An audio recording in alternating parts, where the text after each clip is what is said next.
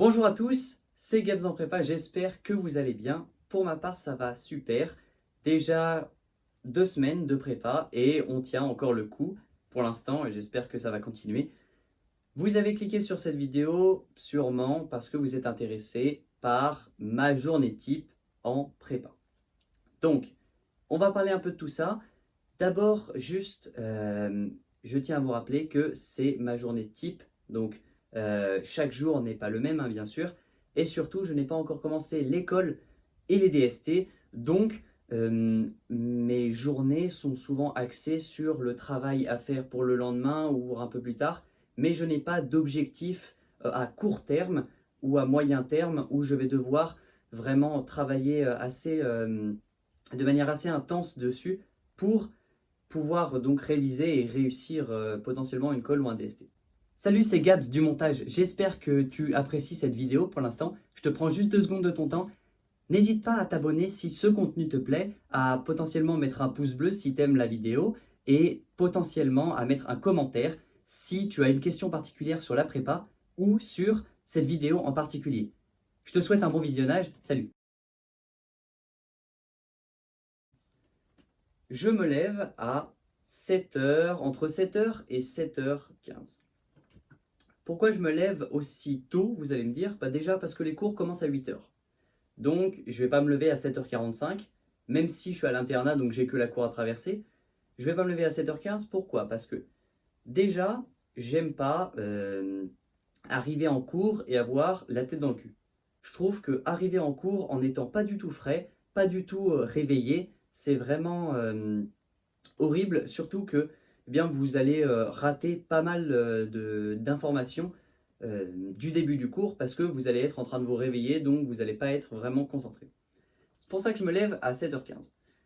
Ce qui me permet de prendre mon temps, donc déjà parfois je me fais un petit peu de pompe ou etc.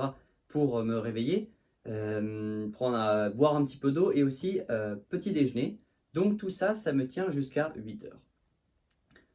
Donc de 8h à 16h30 en moyenne, parce que ça dépend des jours, mais en moyenne, donc comme c'est ma journée type, on prend 16h30, j'ai mes cours.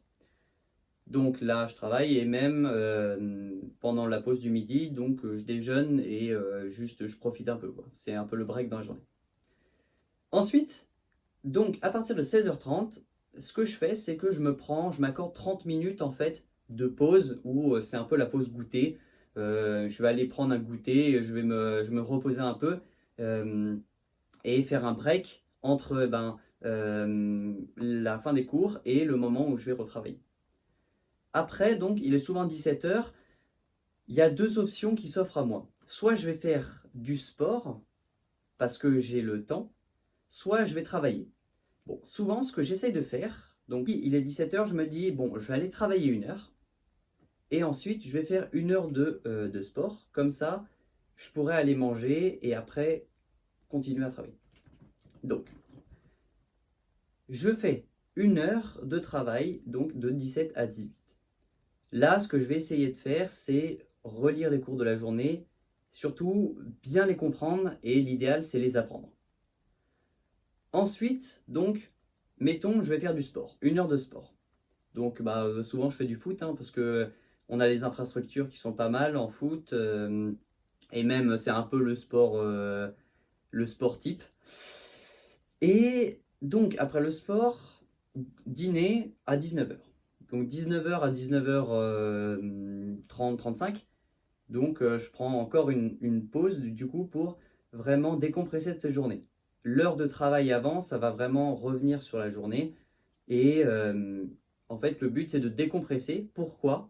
Parce que après le dîner, en fait, à Stan, c'est incroyable, on a ce qu'on appelle donc l'étude. Je pense qu'il y a ça aussi dans d'autres prépas, mais nous, ce qui est génial, c'est que c'est une étude qui est de 19h45 à 22h45 et tu as 3 heures où tu n'as pas le droit de sortir et tu es obligé de bosser. Tout le monde bosse dans la salle et tu as des gens en fait qui sont là pour justement qu'il y ait un silence mais absolu et que tu ne puisses pas sortir.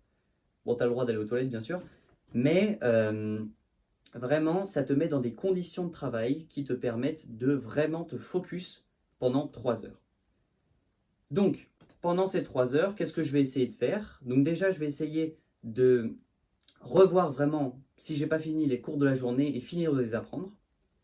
Ensuite, si on a une échéance le lendemain, souvent j'essaye de faire, donc souvent parfois des devoirs, des exos de maths à faire, des exos de physique à faire, ou par exemple une contraction en français. Donc j'essaie de les faire.